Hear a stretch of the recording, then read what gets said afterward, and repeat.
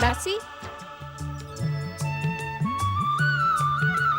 भोजन ग्रहण कीजिए अतिथिराज। देवी, भोजन से अधिक आवश्यकता इस समय मुझे विश्राम की है। मैं जानती हूँ महाराज, पृथ्वीलोक से नागलोक तक की यात्रा करके आप थक गए होंगे, पर विश्राम से पहले भोजन आवश्यक है।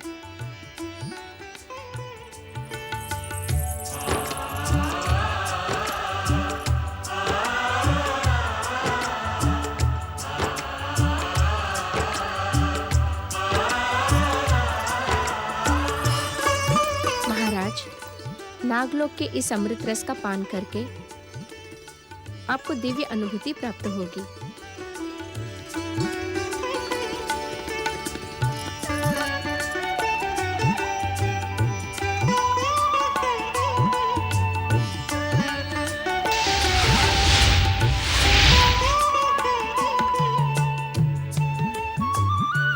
निस्संदेह इस अमृत रस का स्वाद दिव्य है।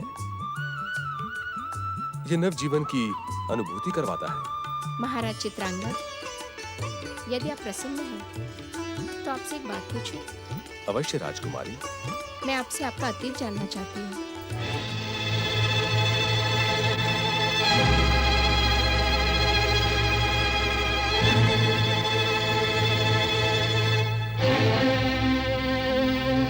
मुझे कुछ भी याद नहीं है देवी। जो दिखाई दे रहा है वो वर्तमान ही अतीत है।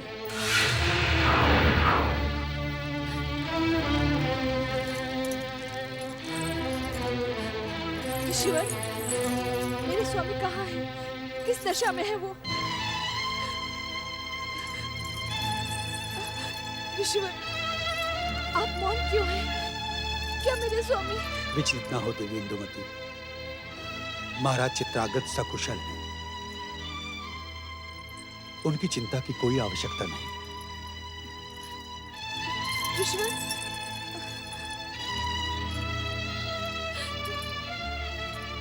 कांतामणि, एक बात पूछूं आपसे? क्या आपने ईश्वर के मुख पर चिंता की चिन्ह देखे? वो हमसे अवश्य कुछ छुपा रहे हैं। उन्होंने दिव्य दृष्टि से कुछ ऐसा देखा है जो हमें बताने के योग्य नहीं है। कहीं मेरे स्वामी पर भयानक संकट तो नहीं आ गया?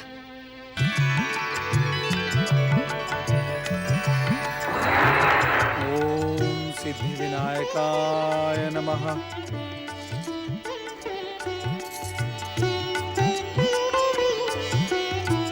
प्रणाम देवर्षि, कैलाश में आपका स्वागत है। आज आपकी अधीरता देखकर मेरे मन में एक प्रश्न जन्म ले रहा है। नारायण नारायण। आपको इस बात पर आश्चर्य होगा कि प्रश्न पूछना तो आपका स्वभाव है, फिर आज हम क्यों प्रश्न पूछ रहे हैं? निस्संदेह, निस्संदेह श्री गणेश, निस्संदेह।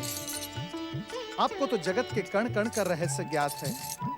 आपके सम्मुख जगत के सभी प्रश्नों का उत्तर स्पष्ट है। फिर आज आप स्वयं प्रश्न बनकर मुझसे विनोद क्यों कर रहे हैं श्री गणेश? ये विनोद नहीं है देवर्षि। नारायण नारायण। श्री गणेश, क्या मैं किसी अनुचित समय पर कैलाश पर आ गया हूँ? ये क्यों पूछ रहे हैं आप? प्रभु, मैं जब यहाँ प्रकट हुआ तब आप किसी घोर चिंता में मग्न थे। क्या आपका कोई भक्त इस समय संकट में है? हमारे कुछ भक्त ऐसे भी हैं देवर्षि, जो अपने संकट के लिए हमें ही दोषी ठहराते हैं, जबकि उन पर आया संकट उनकी अनास्था और पाप कर्मों का फल होता है।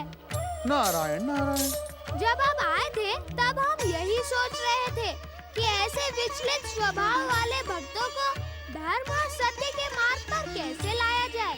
जय जय श्री गणेश।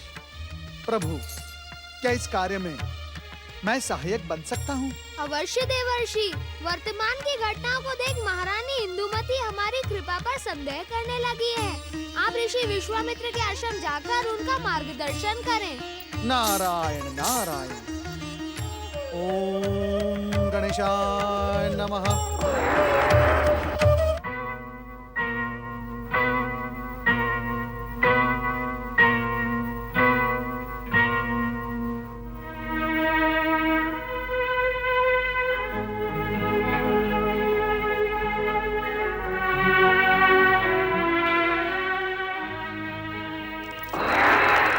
नारायण नारायण।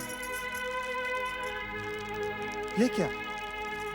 कहाँ है महाराज चित्रांगद और ऋषि विश्वामित्र? अब तक तो महाराज चित्रांगद को ऋषि विश्वामित्र से सिद्धि का आशीर्वाद मिल चुका होगा ना? मेरा दुर्भाग्य अब भी मेरा पीछा नहीं छोड़ रहा है देवर्षि। ये आप क्या कह रही हैं देवी इंदुमती? महारानी का कथन सत्य देवी जी। ऋषिवर की आज्ञा पाकर हम दोनों महाराज के साथ श्री गणेश की विशेष पूजा करने के लिए नदी के तट पर गए थे, परंतु नदी की लहरों ने महाराज को नदी में खींच लिया। नारायण नारायण। क्या ऋषि विश्वामित्र को इस घटना का ज्ञान नहीं है? ऋषिवर ने अपनी दिव्य दृष्टि से देखकर बताया कि महाराज चित्रांगद सकुशल हैं। देवी, फिर इन आंसुओं की क्या आवश्यकता है? देवर्षि, दिव्य दृष्टि से महाराज को देखने के पश्चात हमने ऋषिवर के मुख पर चिंता के चिन्ह देखे। बस इसी कारण हमारा मन विचलित है। नारायण नारायण। महारानी इंदुमती, आप चिंता न करें। श्री गणेश पूजन का संकल्प करके निकले व्यक्ति का अनिष्ट करने की शक्ति स्वयं यमराज के भीतर भी नहीं होती। हम जाकर पूछते हैं, परंतु आप चिंता न करें। नारायण नारायण।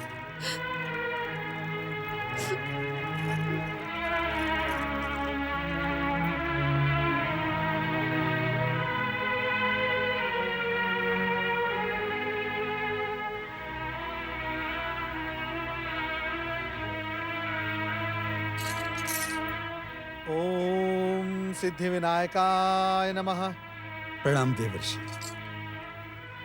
देवर्षि, आपके बार बार आगमन से हमारा जीवन और यह आश्रम धन्य हो गया। आपके दर्शन तो सौभाग्य से प्राप्त होते हैं। आपकी उपस्थिति शुभ और मंगल का प्रतीक मानी जाती है। आपका स्वागत है देवर्षि। नारायण नारायण। ऋषिवर, महारानी इंदुमती ने मुझे महाराज चित्रांगद के विषय में बताया। देवर्षि, सच तो यह है कि श्री गणेश की लीला देखकर मैं स्वयं चकित हूं। नारायण नारायण। ऐसी कौन सी लीला देख ली आपने श्री गणेश की? दैत्य गुरु शुक्राचार्य के सिद्ध मंत्र प्रभाव से श्री गणेश ने चित्रांगद की रक्षा की और उसे सकुशल नागलोक पहुंचा दिया। जय जय श्री गणेश। भक्तवत्सल श्री गणेश अपने भक्तों को कभी संकट में नहीं पड़ने देते। नारायण नारायण। परंतु ऋषिवर, इसमें चिंतित होने की क्या बात है? महाराज चित्रांगद की जीवन रक्षा के लिए श्री गणेश को धन्यवाद देते हुए हमें तो प्रसन्न रहना चाहिए।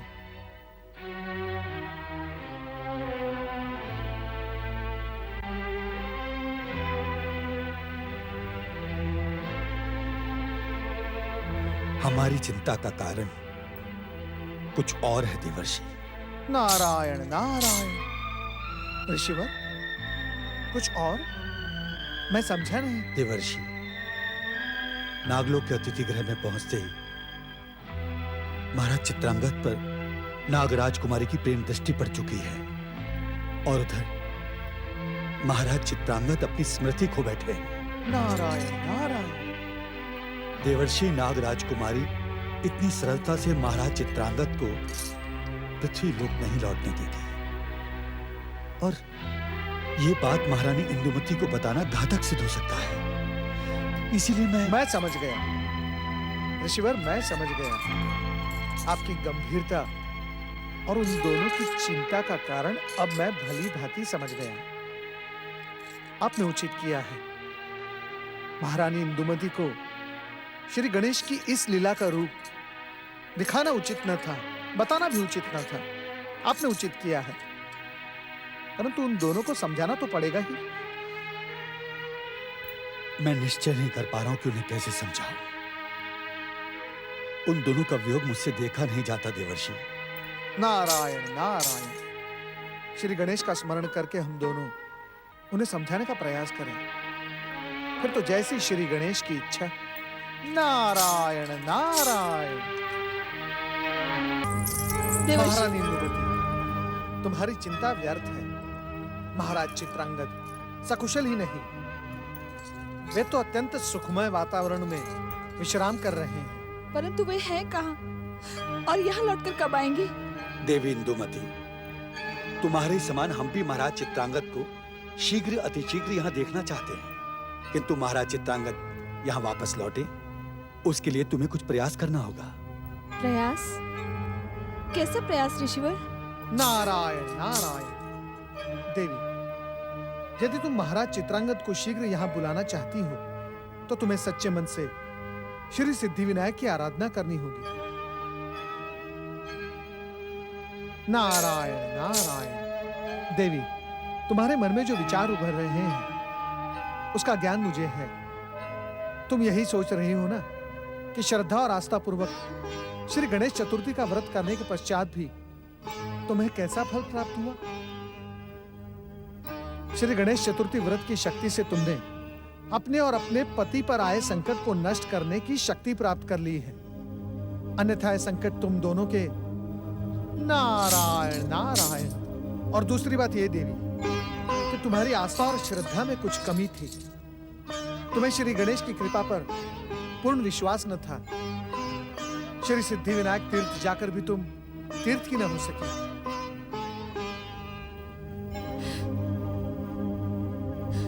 सत्य कथन देवर्षि, सत्य कथन। श्री गणेश की प्रशंसा के स्थान पर मेरे मुंह से सदा दोष और आरोप के शब्द ही निकले हैं। इस पर भी परम दयालु श्री गणेश ने तुम्हारे सुहाग की रक्षा की। अब सच्चे मन से अपने आप को उनके चरणों में समर्पित करके उनकी आराधना करो देवी। नारायण नारायण। श्री सिद्धिविनायक की आराधना का फल अवश्य प्राप्त होता है। तुम्हारी मनोकामना अवश्य पूर्ण होगी, तुम्हारा कल्याण हो। ओम सिद्धिविनायकाय नमः। ओम नमः शिवाय स्वाहा। पातालवासी दैत्यों, अपनी मंत्र शक्ति का सफल प्रभाव मैं देख चुका हूं। तुमने उस चित्रांगद को दंडित किया है अथवा नहीं, यह जानने के लिए मैं व्यग्र हूं। इसीलिए तुरंत मेरा आदेश मानकर दुष्ट चित्रांगद का मृत शरीर मेरे सामने लेकर आओ। प्रकट हो पातालवासी दैत्यों, शीघ्र प्रकट हो। ओम शंभुवाय नमः स्वाहा। ओम सिद्धिविनायकाय नमः। नारायण नारायण। दैत्य गुरु शुक्राचार्य, आपके क्रोध का विस्फोट तो व्यर्थ ही होकर रह गया। दैत्य गुरु, जब चित्रांगद श्री गणेश की कृपा से सुख की सैया पर सो रहा हो, तो भला बेचारे पातालवासी दैत्य चित्रांगद का मृत शरीर आपके सामने कैसे ला सकते हैं? नारायण नारायण। असत्य बोलकर क्या तुम अपने ऋषि धर्म को भी कलंकित करवा देना चाहते हो नारद? मेरे कथन पर संदेह न करे दैत्य गुरु शुक्राचार्य। मुझे तो तुम्हारे व्यक्तित्व पर ही संदेह है नारद। तुम और तुम्हारा आराध्य छलिया विष्णु छल और कपट के सिवा और कुछ कर ही नहीं सकते। सावधान दैत्य गुरु शुक्राचार्य, सावधान। देव देवेश्वर श्री हरि विष्णु के प्रति अब शब्दों का प्रयोग न करें, इसका आपको परिणाम भुगतना ही पड़ेगा। मैंने अब शब्द नहीं, सत्य कहा है देवर्षि। अरे विष्णु तो छलिया था, छलिया है और सदा सदा के लिए छलिया ही रहेगा। और इसका प्रभाव तुम पर भी आ गया है नारद। एक ऋषि होने के पश्चात भी तुम असत्य का सहारा लेकर अपने ऋषि धर्म को कलंकित करना चाहते हो। नारायण नारायण। बार बार ऋषि धर्म की दुहाई देने वाले दैत्य गुरु शुक्राचार्य, तनिक अपने भीतर भी तो झांक कर देखें। एक ऋषि का धर्म होता है सर्व मंगल और सर्व जीव की रक्षा, परंतु आप तो एक प्राणी के प्राण हरने के लिए सिद्ध शक्तियों का प्रयोग कर रहे थे। आपको लाज आनी चाहिए दैत्य गुरु शुक्राचार्य, लाज। आपने केवल ऋषि धर्म का ही नहीं, भृगुकुल की मर्यादा, भृगुकुल का नाम भी कलंकित किया है। नारद, उत्तेजित होकर दैत्य गुरु शुक्राचार्य, आप सत्य को छुपा नहीं पाएंगे। आपकी सिद्ध मंत्र शक्ति का प्रयोग असफल हुआ है। भृगुपुत्र शुक्राचार्य को भ्रमित करने की भूल न करो नारद। नारायण नारायण। दैत्य गुरु शुक्राचार्य, आपकी मति तो उसी समय भ्रमित हो गई थी जब राजऋषि विश्वामित्र ने अपनी सिद्ध शक्तियों से आपकी सिद्ध शक्तियों को परास्त करते हुए चित्रांगद को यहाँ से खींच लिया था। यदि आपको मेरी बात पर विश्वास नहीं है तो अपनी दिव्य दृष्टि से देखें, सुखी और सुरक्षित चित्रांगद।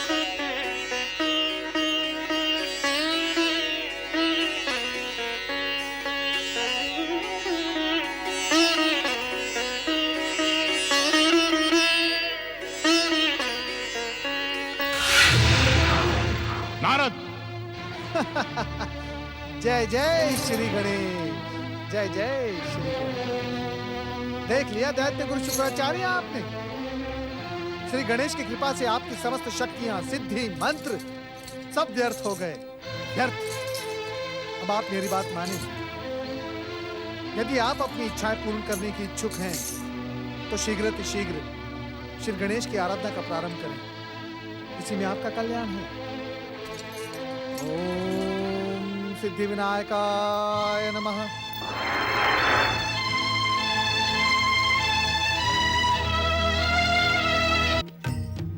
पति परमेश्वराय नमो नमः। ओम नमः शिवाय। प्रणाम। भृगुपुत्र शुक्राचार्य को उनकी असफलता का ज्ञान करवा के आपको क्या मिला देवर्षि? अब उन्हें अपनी समस्या के समाधान के लिए हमारे पास आना ही होगा। भोलेनाथ, मैं तो स्वामी, दैत्य गुरु शुक्राचार्य असफल हो रहे हैं, इसी कारण पृथ्वी पर दैत्यों का उपद्रव दिखाई नहीं दे रहा है। ये तो अच्छी बात है। पिताश्री, क्या पातालवासी दैत्य पृथ्वीलोक पर कभी नहीं आ पाएंगे? परमदेव श्री महागणेश के अवतार गौरीपुत्र श्री गणेश, क्या तुम्हें श्री महागणेश की इच्छा का ज्ञान नहीं है? ज्ञान होने पर भी तुम हमसे इस प्रश्न का उत्तर क्यों पूछ रहे हो? ये सच है पिताश्री कि आपकी कृपा और परमदेव श्री महागणेश के आशीर्वाद से मुझे सच का ज्ञान है, परंतु मेरे अतिरिक्त और सभी को इस बात का ज्ञान हो, इसीलिए मैंने आपसे ये प्रश्न पूछा है और आपसे उत्तर की प्रार्थना भी करता हूँ। इस बार एक विचित्र घटना घटित होने वाली है। दैत्य पाताल लोक से नहीं, एक ऐसे स्थान से प्रकट होंगे जिसकी कल्पना करना भी कठिन होगा। नारायण नारायण। भोलेनाथ, देवर्षि, प्रश्न पर प्रश्न पूछना अनुचित है। नहीं पूछूंगा तो सत्य का ज्ञान कैसे प्राप्त करूंगा श्री गणेश? मंगल मूर्ति, आप तो सब कुछ जानते हैं, तनिक हमको भी।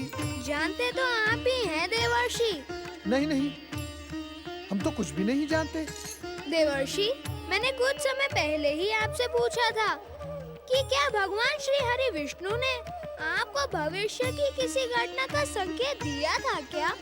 हर हर महादेव, हर हर महादेव, हर हर महादेव।